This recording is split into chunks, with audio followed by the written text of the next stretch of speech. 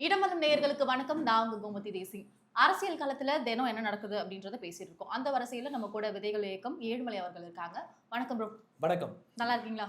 நல்லா இருக்கேன். ஓகே. இபிஎஸோட இப்போ எடப்பாடி பழனிசாமியோட கூட்டத்துல ஆம்புலன்ஸ் வந்ததுல அவரு உண்மையாவே கோவம் ஆயிடுச்சா? இல்ல இதுக்கு முன்னாடி இப்படிதான் பண்ணிட்டு இருக்காங்கன்னு ஒரு மாதிரி விரக்தியில பேசினாரா? என்ன ஆச்சு? இல்ல இதுல டிஎம்கே உடைய ப்ராஜெக்ட் சக்சஸ் அப்படின்னு நம்ம சொல்லணும்.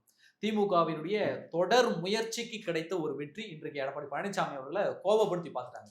சாது மிரண்டால் காடு தாங்காது அப்படின்னு சொல்லுவாங்கல்ல. இன்றைக்கு எடப்பாடி பழனிசாமி அவர்கள் அந்த அளவுக்கு கொந்தளித்ததற்கு ஒரே காரணம் திமுக இதையே ஒரு வேலையா வச்சுக்கிட்டு கிட்டத்தட்ட 30 இடங்களுக்கு மேல அவர் எங்கெல்லாம் பொதுக்கூட்டம் போடுறாரோ, எங்கெல்லாம் மக்களை சந்தித்து திமுகவிற்கு எதிராக பேசிக் கொண்டிருக்காரோ அங்கெல்லாம் ஆம்புலன்ஸும் பொழந்துகிட்டு போகுது. அந்த கூட்டத்தை பேஷண்டோட போறது வேற, பேஷண்ட் இல்லாம வெறும் ஆம்புலன்ஸ் கூட்டத்தை பொழந்துகிட்டு கிட்டத்தட்ட 30 இடங்களுக்கு மேல போயிருக்கு. அதை தொடர்ச்சியாக கவனிச்சுட்டு வந்த எடப்பாடி பழனிசாமி இன்னைக்கு காண்டாயி போய் தான் உடிச்சு வெளு வெளு வெளு வெளுன்னு வெளுத்து விட்டுருக்காரு. அவர் உடனே மிரட்டிட்டாரு, அவர் அதட்டிட்டாரு, அந்த ஓட்டுநருக்கு கொலை மிரட்டல் விடுத்துட்டாருன்ற ரேஞ்சுக்கு இந்த திமுகவினர் கொண்டு போயிட்டாங்க. அப்ப எடப்பாடி பழனிசாமி அவர்களை கோபப்படுத்தணும், அவரை ட்ரிகர் பண்ணி அவர் வாயிலிருந்து வார்த்தையை புடுங்கணும்னு திமுக இத்தனை நாட்களாக போட்ட சதி திட்டம் இன்றைக்கு வெளியிடுச்சு. அவர் வெற்றி பெற்று விட்டார்கள் அப்படின்னு சொல்லலாம். ஆனால் எடப்பாடி பழனிசாமி அவர்கள் பொறுப்போடு அந்த பிரச்சனையை கையாண்டிருக்காரு அப்படின்னு நம்ம சொல்றோம். ஏன்னா இன்றைக்கு ஒரு பொதுக்கூட்டம் நடக்குது, ஒரு சாதாரண ஒரு தெருமுனை கூட்டம் நடக்குதுனாலே நம்ம என்ன பண்ணுவோம், காவல்துறைக்கு ப்ராப்பரா லெட்டர் எழுதி கொடுப்போம். அவங்க என்ன சொல்லுவாங்க, இத்தனை பேர் வராங்களா, இத்தனை பேருக்கு வண்டி நீங்க இங்க விடணும், இதுதான் உங்களுக்கு பார்க்கிங், இதை தாண்டி கூட்டம் வரக்கூடாது, இவ்வளவு அகலத்துல தான் ஸ்டேஜ் இருக்கணும், ஸ்டேஜ் இதை தாண்டி போக்குவரத்துக்கு இடையூறா இருக்கக்கூடாது, அத்தனை இன்ஸ்ட்ரக்ஷன் கொடுத்துருவாங்க. தொடர்ச்சியாக தமிழ்நாடு முழுவதும் கிட்டத்தட்ட 1 மாதங்களுக்கு மேலாக எடப்பாடி பழனிசாமி பயணத்தில் இருக்கிறார். அப்படி இருக்கும்பொழுது எவ்வளவு கூட்டம் கூடுகிறதுன்னு இந்த உளவுத்துறைக்கு தெரியும், காவல்துறைக்கு தெரியும், பொதுமக்கள் பார்த்துக்கிட்டு இருக்காங்க, தமிழ்நாட்டில் இருக்கக்கூடிய அத்தனை அரசியல்வாதிகளும் பார்த்துட்டு இருக்காங்க. அதிமுகவுடைய எடப்பாடி பழனிசாமியுடைய இந்த புரட்சி பேரணிக்கு பின்னாடி இவ்வளவு கூட்டம் கூடுவது. அப்படி இருக்கும்பொழுது காவல்துறை இப்ப குடியாத்தம் பகுதியில இந்த பிரச்சனை நடந்தது. அப்ப குடியாத்தம் பகுதியில அங்க வரப்போறாரு எடப்பாடி பழனிசாமி, இங்கதான் பேச போறாருன்னு காவல்துறைக்கு முன்கூட்டியே தெரிவிச்சாச்சு. அனுமதி கேட்டு கடிதம் எழுதி அவர்கள் அனுமதியும் கொடுத்துதான் அந்த கூட்டம் நடக்குது. அப்ப காவல்துறை அந்த இடத்துல அந்த ரோட்டுல ஏற்கனவே ஆயிரக்கணக்கான மக்கள் பயணிக்கிறாங்கன்னு தெரியும், ஆயிரக்கணக்கான வண்டிகள் போகுதுன்னு காவல்துறைக்கு தெரியும். அப்ப காவல்துறை என்ன பண்ணுதுன்னா மாற்று வழியை விட்டுட்டாங்க. மாற்று வழி விட்டதாலதான் அந்த இடத்துல பேரணியே நடக்குது. அந்த இடத்துல பொதுக்கூட்டம் மாதிரி போட்டு ஒரு பெரிய மாநாடாக நடத்தி எடப்பாடி பழனிசாமி பேசிட்டு இருக்காரு. அப்போ மாற்று வழி அறிவித்த பின்பு அந்த இடத்துல ஆம்புலன்ஸ் அலோவ் பண்ணது யாரு? அப்ப காவல்துறை திட்டமிட்டு திமுகவினுடைய இந்த சதிக்கு துணை போகுதா? அப்ப காவல்துறையுடைய அனுமதி இல்லாம எப்படி ஆம்புலன்ஸ் உள்ள வர முடியும்? ஒரு தெருவு இருக்குன்னா அந்த 2 தெருவுலயே 2 பக்கமா போலீஸ் இருப்பாங்க இல்ல, எப்படி ஆம்புலன்ஸ் அவங்கள மாதிரி உள்ள வருது? அப்ப காவல்துறை என்ன பண்ணிருக்கணும், ஆம்புலன்ஸ் வருதுன்னா யோ கூட்டம் நடக்குதியா, மாற்று வழி விட்டுருக்கு, அந்த பக்கம் போகணும் காவல்துறை சொல்லிருந்தோம். ஏதோ ஒரு எமர்ஜென்சி பர்பஸ்க்காக கூட வந்திருக்கலாம். ஏன்னா இதுக்கு முன்னாடி நீங்களே சொல்றீங்க 30 வரைக்கும் மேல நடந்திருக்கு அப்படின்னு சொல்லிட்டு. இது உண்மையாலுமே எமர்ஜென்சி பர்பஸ் வந்தா என்ன பண்ணிருக்கீங்க? இல்ல எமர்ஜென்சினாக்க எடப்பாடி பழனிசாமி இந்த 30 தடவை என்ன பண்ணிருக்காருன்னா, ஆம்புலன்ஸ்ன்ற அந்த பேரை பார்த்த உடனே ஏப்பா வழி விடுங்கப்பான்னு உடனே அதிமுக தொண்டரெல்லாம் விலகி அவர்களே வழி ஏற்படுத்தி விட்டாங்க. அந்த 30 இதுலயுமே ஆளு கிடையாது. இன்றைக்கு அதிமுக ஐடி விங்க 1 மணி நேரத்துக்கு முன்னாடி ஒரு வீடியோ போட்டிருக்காங்க, போய் பாருங்க. அவருடைய இணையதள பக்கத்துல ஒரு வீடியோ போட்டிருக்காங்க. அதுல தொடர்ச்சியாக ஆம்புலன்ஸ் இவர் பேசும்போதெல்லாம் வந்திருக்கு, ஆள் இல்லாம எம்டியா வந்திருக்கு. திட்டமிட்ட சதியா இது? அதான் சொல்றோம். ஏன்னா ஒரு இடத்துல எதர்ச்சியா நடக்கிறதுன்றது வேற, 30 இடத்துல இதே வேலை பார்த்தாங்கன்னாக்க அப்ப திட்டமிட்டது தானே நடக்குது. அவ்வளவு பெரிய கூட்டத்துக்குள்ள ஆம்புலன்ஸ் விட்டது அவன். போராட்டம் நடக்கிறது, அங்க பொதுக்கூட்டம் நடக்கிறது, அந்த பேரணி நடக்கிறது ஒரு பெரிய ரோட்டுல, பொது வெளியில, முச்சந்தியில. அந்த முச்சந்தியை பிளாக் பண்ணி தான் காவல்துறை அனுமதி கொடுத்து அந்த இடத்துல போராட்டமே நடக்குது. அப்ப மாற்று வழி இல்லாமலா காவல்துறை அந்த ரோட பிளாக் பண்ணிருக்கோம்? அப்படியே பார்த்தாலும் அதுல என்ன கிடைச்சிட போகுது? ஒரு ஆம்புலன்ஸ் விடுறதுனால எதிர்கட்சிக்காகட்டும் இல்ல திமுகவே ஆம்புலன்ஸ் விடுறதுனா கூட அவங்களுக்கு என்ன கிடைக்கும்? இதுலதான் சிக்கல். இப்ப நீங்க கரெக்டா கேள்வி கேட்டீங்க. இப்ப திமுகவுக்கு என்னன்னாக்க எடப்பாடி பழனிசாமி கரெக்டா அவர் பேசிட்டு இருக்காரு, அவர் பேசும்போது ஆம்புலன்ஸ் போறான். இப்ப அந்த இடத்துல போற இடத்துல யாராவது தொண்டர் மேல மோதியோ அல்லது தொண்டர்களுடைய கொடி ஏதாவது கீழே பட்டோ ஏதாவது ஒன்று ஆம்புலன்ஸ் ஆச்சு என்ன பண்ணுவாங்க, எடப்பாடி பழனிசாமி கூட்டத்துல இந்த மாதிரி ஆகி ஆம்புலன்ஸ் தாக்கி விட்டாங்க அப்படின்னு ஒரு கலவரத்தை கிரியேட் பண்றதா? அதுதானே வேலை அவங்களுக்கு, வேற என்ன வேலை? அப்போ இன்றைக்கு தமிழ்நாடு முழுக்க ஒரு பெரிய கூட்டம், மக்கள் கூட்டம் கூடுது. அப்ப அந்த கூட்டத்தை டிஸ்டர்ப் பண்ணணும் அல்லது அந்த கூட்டத்தின் மேல அவதூறு பரப்பணும் அப்படின்னாக்க வேற என்ன செய்யும்? இதுதானே பண்ண முடியும். அல்லது கூட்டத்துல யாராவது ஒரு 10 பேரை விட்டு கருப்பு கொடியை காட்ட சொல்லுவாங்க. இப்ப தென் தமிழகத்துல நடந்த ஒரு சம்பவத்தை சொல்றேன். லெட்டர் பேட் கட்சி கூட கிடையாது, அதுக்கு கூட தகுதி இல்லாத சில நபர்கள் என்ன பண்ணாங்கன்னாக்க ஒரு 4 பேர் கொடி கம்பத்தை எடுத்துக்கிட்டு எடப்பாடி பழனிசாமி வரதுக்கு முன்னாடி ஒரு மூளையா ஒரு மூத்திர சந்தில நின்றுகிட்டு கொடி காமிச்சிருக்காங்க. அதை கரெக்டா திமுக ஊடகம் அதை மட்டும் வீடியோ எடுத்து எடப்பாடி பழனிசாமி அவர்களுக்கு முக்குளத்து சமூகமே கொடி காட்டின மாதிரி நியூஸ் அன்னைக்கு ஃபுல்லா போட்டு விட்டாங்க. ஆனா என்ன நடந்துச்சுனாக்க யாரே தெரியாத 4 பொறுக்கி பயலுக அந்த கொடியை எடுத்து ஆட்டிருக்காங்க. அங்க இருந்து அதிமுக தொண்டர்கள் அவர்களை வெளுன்னு வெளுத்து விட்டதை போடல நியூஸா. இவன் அந்த மூத்திர சந்தில இருந்து நின்றுட்டு காட்டின கொடி தான் போட்டாங்க. அப்போ இவங்க அந்த வேலையை திமுக என்ன பார்த்திருக்கு, அந்த கூட்டம் நடக்கக்கூடாது அல்லது அந்த கூட்டத்தின் மேல அவதூறு பரப்பணும். அதே வேலையை தான் இன்னைக்கு ஆம்புலன்ஸ் வச்சு பண்ணிருக்காங்க. தொடர்ச்சியா 30 இடங்களுக்கு மேல விட்டு பார்த்து எடப்பாடி பழனிசாமி கவனிச்சுட்டா வராரு. ஆரம்பத்திலே கவனிச்சிட்டாரு. என்னது நாம கரெக்டா பேசும்போது ஆம்புலன்ஸ் கிராஸ் ஆகுது. ஆனா ஆம்புலன்ஸ்க்குள்ள பேஷண்ட் கிடையாது. அவன் சைரனும் போட்டுட்டு போகல. அப்ப எமர்ஜென்சிக்கும் போகல. அவசரமா போறவன் இப்ப மாற்று வழி விட்டுருக்காங்க. இங்க ஒரு பெரிய கூட்டம் நிக்குது. கட்டுக்கடங்கா கூட லட்சக்கணக்கில் மக்கள் இருக்காங்க. அவசரமா போறவன் அந்த கூட்டத்துக்குள்ள பூந்து போவானா இல்ல அந்தாண்ட தனியா வழி இருக்கு அதுக்குள்ள போவானா நீங்களே சொல்லுங்க. அப்ப இதுலயே அந்த பேசிக் அடிபட்டுருச்சு இல்ல. அப்ப அவசரத்துக்காக அவன் போகல. அப்ப எதுக்காக அங்க போனான்? இது போல ஒரு சர்ச்சையை குழப்பத்தை கிளப்பணுன்றதுக்காக தான் அவன் போயிருக்கான். இதுதான் அங்க நடந்தது. அதனாலதான் எடப்பாடி பழனிசாமி அவர்கள் என்ன பண்ணாருனாக்க அவர் மிரட்டல. முதல் விஷயம் அவர் அந்த ஆம்புலன்ஸ் டிரைவரை மிரட்டல. மிரட்டினாருன்ற மாதிரி தானே சொல்லியிருக்காங்க. வலைத்தளங்களாகட்டும், சமூக வலைத்தளங்கள், எக்ஸ் ஆகட்டும், எல்லா இடத்துலயுமே எடப்பாடி அவர்கள் மிரட்டினாங்க. தொண்டர்கள் அவர்கள் எல்லாருமே சேர்ந்து அந்த ஆம்புலன்ஸ் டிரைவரை மிரட்டினாங்க அப்படின்னு தான் சொல்லியிருக்காங்க. சிம்பிள். மிரட்டலுக்கும் கண்டிக்கிறதுக்கும் வித்தியாசம் இருக்கு. நான் இப்ப அந்த ஆம்புலன்ஸ் டிரைவரை நான் பார்த்து சொல்றேன். இப்ப நான் சொல்றேன், நான் அந்த ஆம்புலன்ஸ் டிரைவரை பார்த்து யோ அவனா தொல்லை கொடுக்குறான் புடிச்சு உதங்கியா அப்படின்னா தான் அதுக்கு பேர் மிரட்டல். தம்பி ஒழுங்கா ஊடு போய் சேர மாட்டேன் அப்படின்னு நான் சொன்னா தான் அதுக்கு பேர் மிரட்டல். எடப்பாடி பழனிசாமி என்ன தெரியுமா சொன்னாரு? அந்த ஆம்புலன்ஸ் வண்டியை நோட் பண்ணுங்க, அந்த டிரைவரோட பேரை கேளுங்க, காவல்துறையில போய் புகார் கொடுங்கன்றாரு. நாங்க அனுமதி வாங்கி இங்க கூட்டம் நடத்துறோம். அந்த கூட்டத்துக்கு நீங்க காவல்துறை பாதுகாப்புக்கு நிக்குது, மாற்று வழி ஏற்பாடு பண்ணிடுச்சு. காவல்துறை பாதுகாப்பை தாண்டி மாற்று வழியை தாண்டி எப்படி இவன் கூட்டத்துக்குள்ள வந்தா? அப்போ காவல்துறையிட்ட புகார் கொடு, சட்டப்படி நடவடிக்கை எடுத்து எடப்பாடி பழனிசாமி சொல்றாரு. அது எப்படி மிரட்டல் ஆகும்? இதுதான் திமுக ஊடகம். திமுகவுடைய வேலையே இதுதான். அப்படியே பிளேட்டை திருப்பி இப்படி போட்டுருவானுங்க.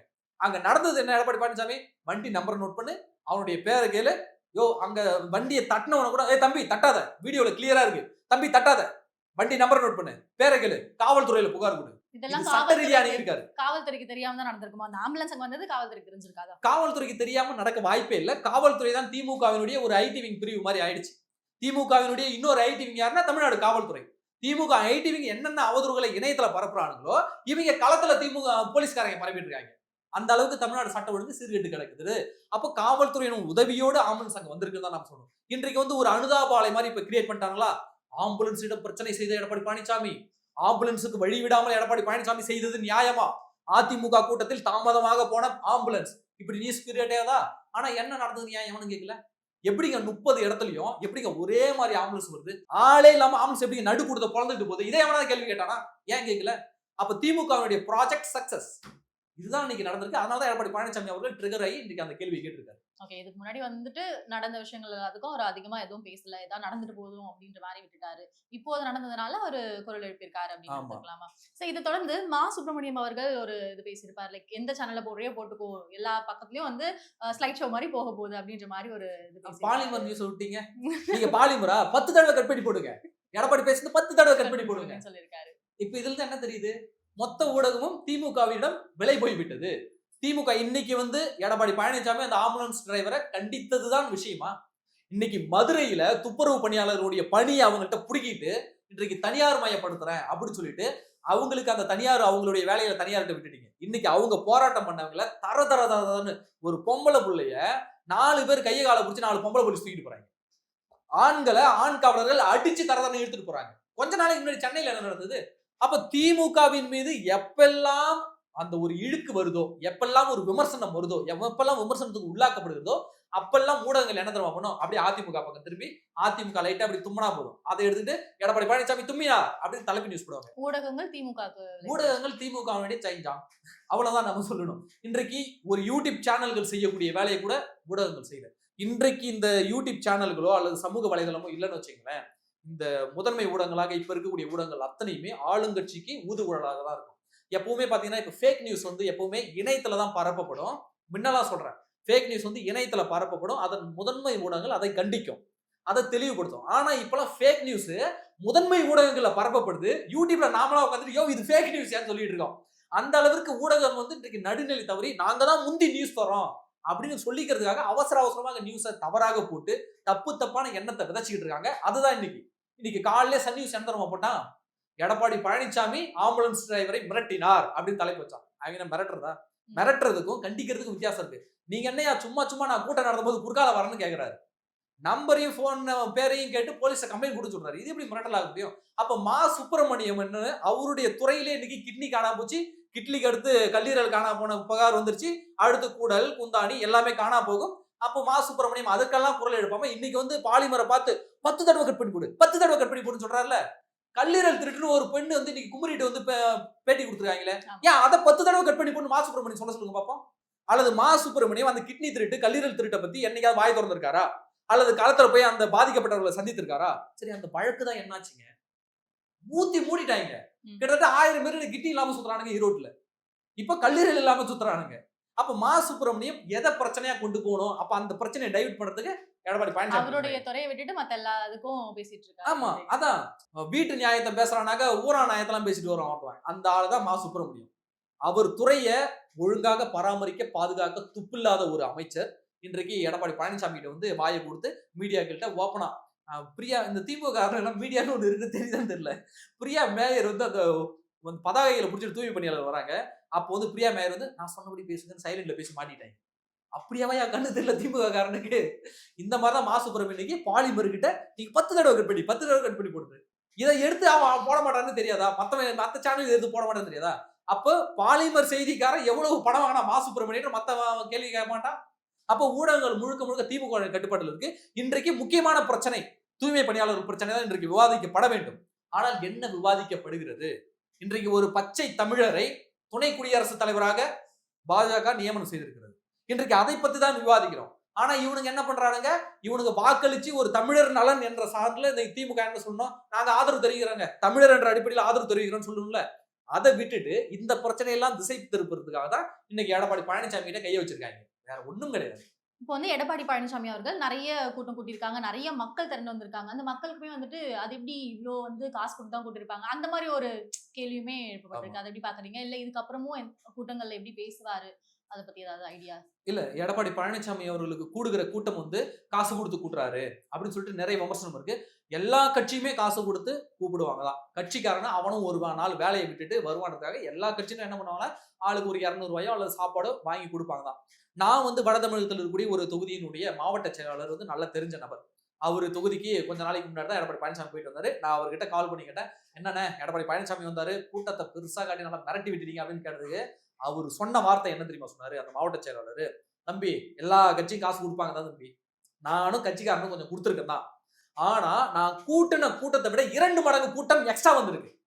எந்த பக்கத்துல இருந்து வரானுங்கன்னே தெரியல, திபு திபு திபுன்னு நிக்கிறாங்க. அந்த கூட்டம் யாருன்னு பார்த்தாக்க இவ்வளவு நாள் கட்சி குழப்பத்துல இருந்த மனவேதையில இருந்தால அந்த அடிப்படை தொண்டனும் இன்னைக்கு உசுப்பி விட்ட மாதிரி வந்துட்டான். எனக்கு ஒரு தலைமை கிடைச்சிட்டான், என்னுடைய கட்சி ஆட்சிக்கு வரணும், அதற்கு நான் என்ன வேணாலும் செய்வதற்கு தயார்னு என்றக்கூடிய எண்ணத்துக்கு அந்த கட்சியினுடைய பழைய தொண்டர்கள் அத்தனை பேரும் உற்சாகமாக இன்றைக்கு களத்துல இறங்கி அவ்வளவு பெரிய கூட்டம் கூடுது.